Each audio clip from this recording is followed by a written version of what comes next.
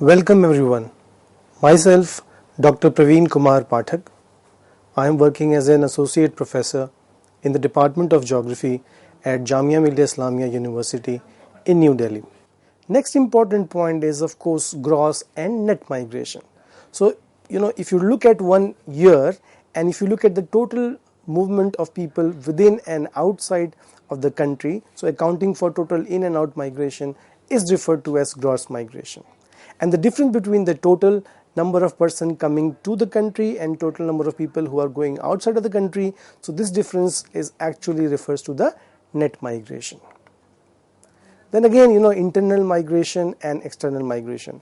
Internal migration is nothing but it refers to the movement of people in different states and region within a country from one place to another place. So for example, in case of India, a lot of people move from northern states to the southern states for different opportunities, and so therefore they may be considered as internal migrant. On the other hand, external or international migration refers to the movement of people from one country to another country on the permanent basis. So in case of India, a lot of people tend to move for better opportunities abroad, for example in Middle East, in North America, in Europe. So that may be considered as an example of external or international migration. Now, one of the important point is to remember, there are various factors which are here at play with regard to people making a decision to move or not to move. And so therefore in theory, there are a number of explanation to understand possible drivers of why people tend to choose to move. So there are a set of factors which are actually referred to as push factors, factors that actually push people in because of the circumstances at the place of origin, due to which people choose to move out. So this could be economic in nature, it could be social in nature, it could also be environmental in nature. So for example, in India, a lot of states which are economically and demographically not doing well, for example, empowered action group states, for example, UP, Bihar, Madhya Pradesh, Jharkhand, West Bengal, Chhattisgarh, Rajasthan, a lot of people tend to move from these states to other part of the country, in south, in north, in west, and also part of northeastern India. They are basically looking for better livelihood opportunities. So one of the part of the reason for movement of people is because of lack of economic prospects and livelihood at the place of origin, which is actually pushing people in search of better opportunities. Now where they are moving, they don't have a perfect information about the place of destination, but they have some aspiration and they have some basic understanding about place of destination, and they believe that the livelihood opportunity at the place of destination are ample or they are enough where they can make a better life for themselves and their families as compared to their place of origin, and hence they decide to move out from the place of origin to the place of destination. Similarly, many people are moving from the central and the eastern part of India to other part of India for education, for health, seeking health care. So states or regions which are not endowed with quality education and health infrastructure, or maybe because the quality of life in those states is not as good as compared to other part of the country. So because of these reasons, people think about themselves, their family in present, and also about their future prospect, and keeping these permutation and combination, they decide where the prospects of a better quality of life exist, and therefore they decide to move to alternative locations. So these are considered at the place of origin as push factors. And similarly at the place of destinations, the factors which considered as better economic opportunities, better social life, better quality of life are considered as pull factors. And similarly, one thing that I want to emphasize is recently, which is now being considered very important as in push factor, is the environmental stress. A lot of people in the rural areas are finding it very difficult to survive in the hill areas, in the coastal areas, and part of the reason is that because of climate change impacts. So in rural areas, groundwater levels is coming down because of a lot of pressure of agricultural resources. There are many places, for example, if you take case of Maharashtra in the country, The eastern part in Maharashtra, the region called Vidarbha region, has huge scarcity of water, and they face frequent spells of drought. And so what happens, because of these climate stress factors, they have to move to other part of the state. So a lot of people during the summers, when there is a scarcity of water due to extensive drought in the year, the people tend to move to nearby states or within the state to other part of the state where their relatives might be living, or whether there are alternative sources of livelihood exist. So, and this sort of factor, which is this environmental stress, has emerged as a critical factor which is really putting a lot of stress on the livelihood aspects of people in different geographical locations, be it plains, be it coastal areas, and also in case of the mountains. And therefore a lot of people are now being pushed because of these environmental stress. And this has emerged as a significant challenge for different countries and various state governments in the country and also outside the country. So therefore, if you take the permutation and combination between push and pull factors, so it's basically, the point is the utility of a place, which is nothing but it measures an individual satisfaction with a given condition. If a person believes that at the place of origin the prospects are not as good as compared to some other place, then of course he or she would take the advantages and disadvantages attached at the place of origin and also at the place of destination, and based on this comparative assessment, he or she would be in a position to decide what is good for himself or herself and their family members, and therefore decide whether to move and not to move. So there has been a number of considerations which are involved which influence people's decision to actually move to one place or the other places. So this is just a summary of factors which work at the place of origin. For example, with rapid population growth in the rural areas, in the developing nations, there is a situation where there is a lot of young people in the population in the villages, and because of this rising young population, they are actually putting a lot of stress on the economic resources at the household level and also at the community level. And so therefore, because of this rapid increasing of population, young people in the rural areas, it means that there aren't enough opportunities as compared to previous times when this young population was not there, to meet important social and healthcare needs of these young people, and of course livelihood. So education, health, job security, social security, these are extremely stressed in the areas where population is growing rapidly, and as a result of which, because of large chunk of young people living in these rural areas, most of them have limited or rather very restricted economic opportunities, which means that the rates of unemployment tends to rise in the rural areas. And of course, because there is ample supply of labor force which probably is not very educated and skilled, which means that there will be lower wage rates in the rural areas. And therefore, let's take case of India. A lot of people from rural backgrounds in the rural villages, from the rural settlements, tend to move to other places in the country because of the differential wage rates. Similar qualities of skills and similar qualities of technical know-how, they may be trained, they may not be trained, but because of the same skill but differential wage rates, they tend to move to a place where there are better opportunities. So for example, a person who is working in, say for example in Uttar Pradesh as a construction laborer would be making around 300 to 400 a day.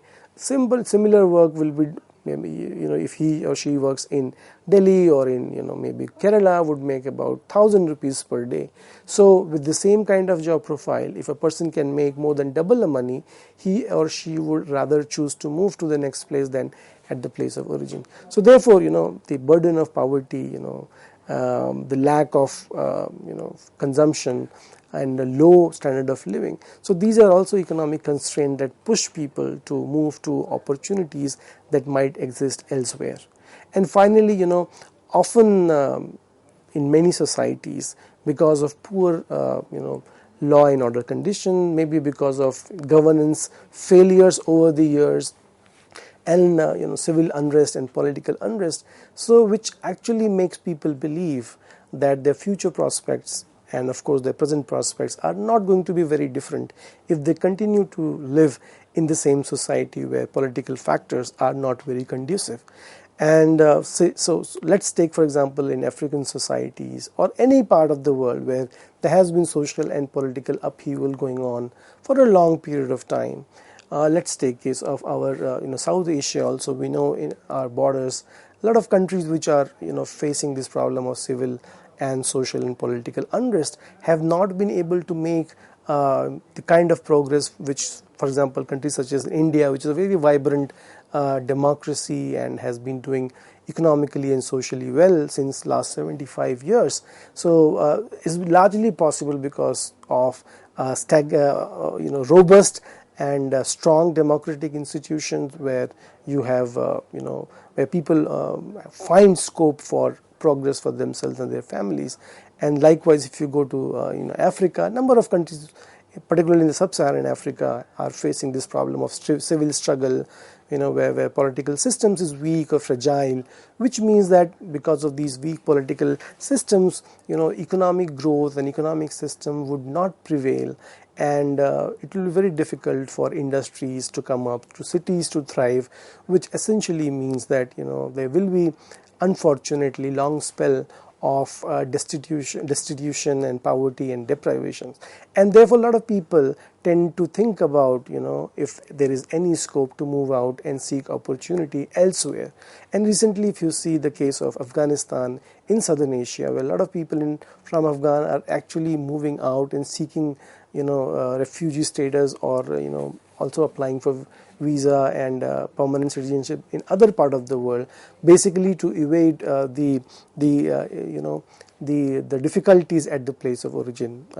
And so therefore these political factors do play a very significant role as far as people's decision to move to other places or not. So for example, in places where democracy is thriving, where there is a rule of law, where there is pluralism, diversity and political stability, are actually centers of attraction, and a lot of people choose to go to such locations.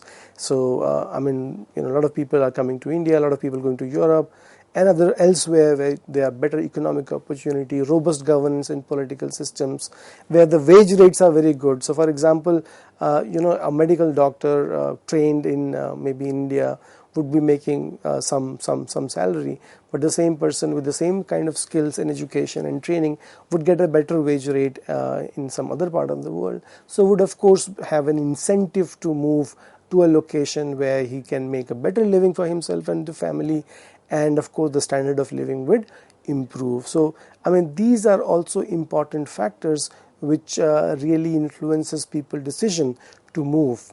And again, with demographic factors and social infrastructure are very key.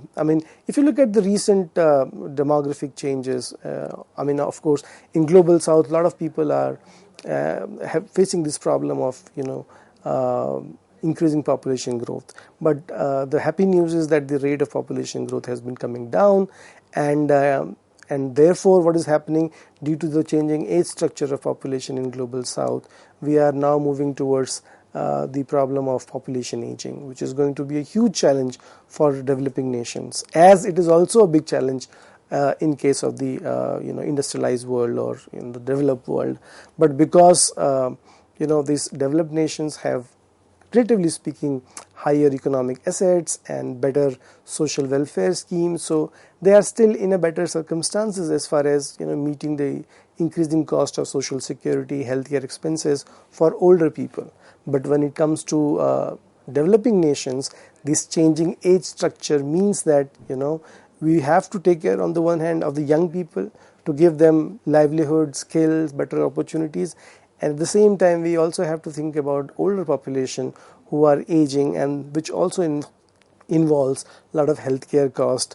And so therefore these migration decisions are very key and would depend on these combination of factors.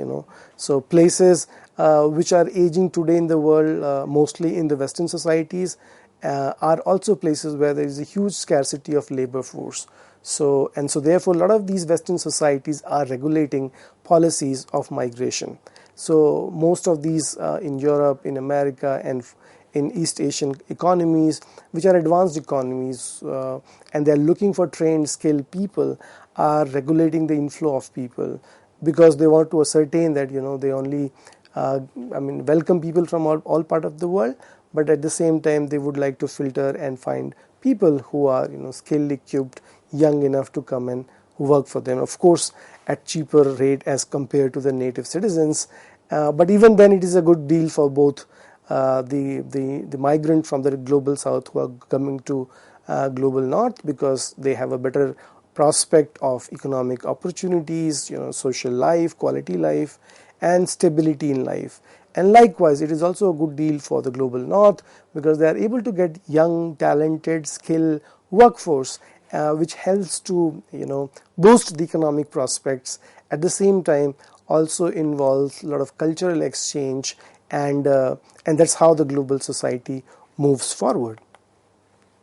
Then also, as I discussed briefly, the important role of ecological factors, and these ecological factors have increased in prominence in recent times. For instance, as I said, this includes the ecological disasters, desertification. So what is happening is that as people are moving to urban centers, we are looking for greater land use transformation. We are looking for more cities, more opportunities for people to settle in urban settlements, and this can only happen by clearing the natural land covers. And so therefore what is happening is the desert are extending, their extent is rising because of huge pressure on agriculture, livestock, animal rearing, grazing, and everything. And of course we are also heavily dependent upon forest and food products from this forest. So essentially, because of these transformation of the land use, the desertification process is becoming very significant, and thus huge pressure on the natural resources on the one hand. And similarly with population of course rising, in 1950 we were roughly around 2.5 billion people at the global level. Today we have crossed 8 billion mark. By 2050 we are expected to be close to 9 billion people. So with this almost 3-time increase in the global population in the 100-year expected 2050, there has to be there will be of course a lot of stress on natural resources, and one of them of course is water, and supply of water has become very, very stressful issue for countries across the globe. And so therefore a lot of people have to think about supply of water if they have to settle down in any place. So water stress is going to drive a lot of migrations, and in this way this is an important ecological fact. Traditionally also we know that the human civilizations have thrived in location close to river valleys, essentially because of the supply of water, greenery, food for the livelihood and the livestock. And as human numbers have multiplied several times, the supply of water have not increased, and rather it has come down. So there is of course very limited water which is directly amenable for human consumption, but even that number has been coming down. So for example, if you take case of India post Green Revolution, of course the production of agriculture products has increased, and we have been able to take care of our rising population number, but our water reservoirs are not increasing in number, neither the quantity of water in the reservoir is increasing. So most of these countries in the global north and south need to think about innovative ways of recharging these waters. Unfortunately, with rapid urbanization, what is happening is there is a huge concretization, and opportunities for the natural rainwater to percolate and go to aquifers is coming down. And similarly with deforestation, we are making this natural process of precipitation and hydrological cycle difficult. The net result is that we are increasing the problem of human migration, and these environmental stress actually calls for very concerted environmental policies, particularly in the developing societies, because these are the countries in the world where population number are expected to increase in the future, and these are the places where basic questions of life, livelihood and environment persist. And so therefore we need to have a very collective and very strong policy making to protect the environmental and natural resources. Otherwise, what is going to happen is, this problem of desertification. With deforestation, we are seriously going to face huge stress of water supply, and of course the health of the soil is also not improving because of the stress of global population rise and the demand for food. The land, availability of land and the quality of soil, both are under huge stress. And so therefore what is happening is that the quality of the soil is deteriorating and the health of the soil is deteriorating. And as you know, if the soil is beyond repair, the quality of the soil and health of the soil is beyond repair, the future food supply and food security would again be a huge problem. And even today, for example, in a country such as in India, which is doing economically and socially well for last 75 years, we still find that large proportion of our children and our women are facing the problem of undernutrition. So of course this is a multifactorial issue, but this again confirms the fact that if the concerted environmental policies are not in place, then the prospect of human well-being is at huge risk. And there is also a related concept of migration flows and migration stock. So the decision of the family or the clan and the information flows in media. So if you look at the migration process, people tend to move from different stream, from one place origin and one place of destination. And then we have this this diaspora, the community which are living in other places. I think diaspora is very significant, and for example the Indian community which has migrated to different part of the world are playing a very important role as an ambassador of Indian ethos, Indian culture, Indian traditions. So wherever if the Indian people are moving abroad, they find opportunities, and these opportunities are then connecting people abroad, and therefore they are creating a platform wherein Indian business, Indian economic opportunities, Indian culture is thriving and prospering. And related issue is also the issue of remittances. I think remittances play a very critical role in the economic growth of several developing nations across the world. So a lot of people who are migrating from developing nations to the Western societies, they tend to send back a lot of remittances. And it is just not important at the international level, rather even in the case of national economies, the remittances are really very critical for the native states or the place of destination. Place of origin from where the people have migrated. So for example, in the empowered action group states like UP, Bihar, Madhya Pradesh, Jharkhand, Chhattisgarh, Rajasthan, Uttarakhand, a lot of people who are working in other part of country or maybe abroad, they are sending back remittances, economic monies and values. They are very valuable for the growth of these places of origin. So therefore these remittances are very critical, and which signify that this migration is important both for the places of origin and also for the place of destination. If you look at migration can also be studied on the basis of places of origin and places of destination in terms of the streams. And in India the migration is actually measured by a few questions which is asked by the Census of India. So for instance, there are questions such as the question of place of birth. Then they also ask question like place of your last residence, then the duration of your stay at the place of usual residence, and the place of your residence at a fixed prior date. So these four questions are largely used in the Census of India to get a sense of whether a person is a migrant at the time of census enumeration or not. And so these questions help us to understand the stream of migration in the country. So if you look at the stream of migration, there are basically few classifications. The first is of course people moving from rural to rural areas. So in case of India, this is a very prominent forms of migration, largely because marriage driven. Of course in India, because of the cultural diversity, we have different forms of marriages.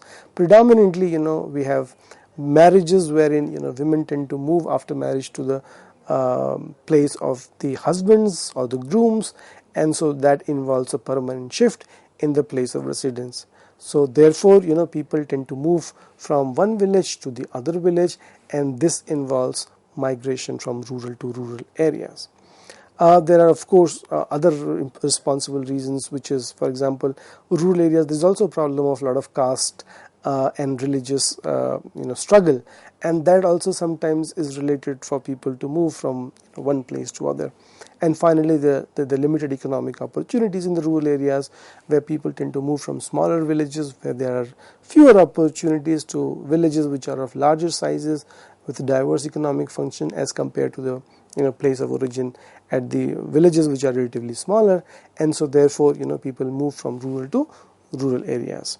Now the second important form is, of course, rural to urban migration, which has achieved a lot of relevance in the recent times, and it largely involves the movement of people for economic reasons, and so for example, daily wage earners, laborers tend to move from rural to urban areas, and this is a very important form of migration that we have seen. And of course, some of them also are related to marriage related reasons. The third one is, of course, from urban to urban areas. So mostly what happens, like people who are working in some smaller cities or towns, they tend to update themselves, acquire new skills, get exposure, experience in a particular field, and then they excel and they acquire new skills, and then they find that the wage rate at which they are working at the present urban settlement is probably not meeting to their advanced experience and skill set, and therefore they look for opportunities in larger or bigger cities and towns, and which involves the urban to urban migration. And now, as I said in the some few minutes ago, that this has now emerged as a very important and prominent stream of human migration. Gradually, as large population living in the urban centers, people are moving from smaller cities and town to bigger cities in town, largely because of the higher wage rates and better quality of life. And finally, the fourth stream is urban to rural migration. So it happens essentially at the time of retirement, where the laborer has done his or saturated his service time or business time, and now looking for retired life in going back to native places in the rural areas. And so therefore this is how this urban to rural migration happens. So in this way we have discussed about what is migration, how migration is related to demographic transitions, and of course we have looked at some of the salient factors which are responsible for human migration.